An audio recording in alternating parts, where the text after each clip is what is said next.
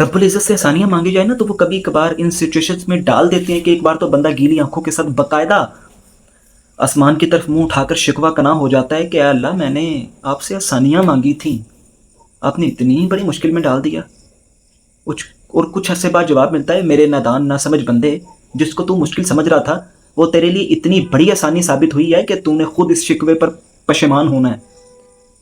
جب چیزیں واقع ہو رہی ہوتی ہیں نا تو ہمیں لگتا ہے یہ سب کچھ ہمارے خلاف جا رہا ہے، کچھ بھی ماضی کے مطابق نہیں ہو رہا، مرضی کے مطابق نہیں ہو رہا۔ ہم دنیا کے لیے الٹی سیدھی قربانیاں دیتے ہیں، ہم اچھا بننے کے لیے اپنا آپ ختم کر دیتے ہیں، ہم ناقدروں کے لیے بچ جاتے ہیں، اور اس سب کا صلہ کیا ملتا ہے؟ وہی جس سے بچنے کے لیے ہم یہ ساری حرکتیں، سارے جتن کرتے ہیں۔